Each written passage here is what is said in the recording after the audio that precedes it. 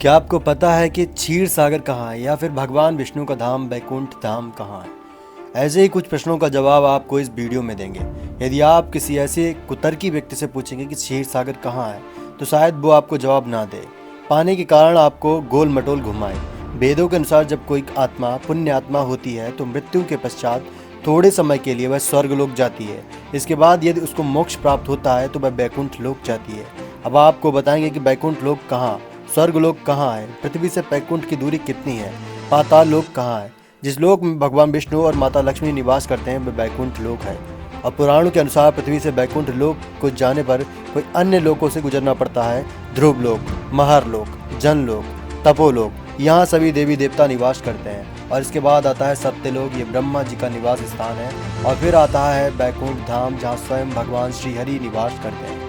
अगर सभी दूरियों को मिला लिया जाए तो शायद आप ना गिन पाएँ। फिलहाल ये दूरी 410, 40, 00, 00, 00, 00 और 000 किलोमीटर से भी ज़्यादा है। वैज्ञानिक नज़रिए से यदि हम अंतरिक्ष में 39,000 किलोमीटर प्रति घंटा से तेज यात्रा करें तो यहाँ पहुँचने में आपको लगभग 14 लाख साल लग जाएंगे। और कुछ लोग क्षीर सागर पूछते हैं कहाँ है।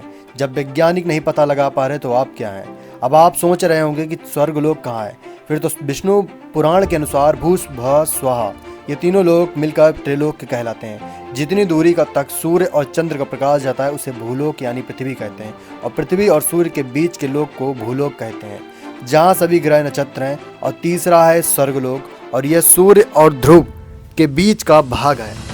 यानी आप समझ गए होंगे कि भूलोक, पृथ्वी लोक और स्वर्गलोक कहाँ है। अब पृथ्वी पर ऐसे कुछ स्थान जिन्हें बैकुंठ धाम कहा जाता है। इसमें सबसे पहला नाम बद्रीनाथ का है, इसके बाद जगन्नाथ और इसके बाद द्वारिकापुरी को भी बैकुंठ धाम कहा जाता है। इसके अलावा दूसरा बैकुंठ धाम धरती के बाहर बताया जाता है और इसके देख रेख के लिए भगवान विष्णु ने 96 करोड़ पार्षद तैनात किए हैं। इसके अलावा तीसरा स्थान अरावली की पहाड़ियों को भी बैकुंठ का हिस्सा माना जाता है। अब बैकुंठ का शाब्दिक अर्थ क्या है? इसका अर्थ है जहाँ कुंठा न हो, आलस्य और दरिद्रता न हो। फिलहाल आप समझ गए होंगे कि बैकुंठ धाम कहाँ है।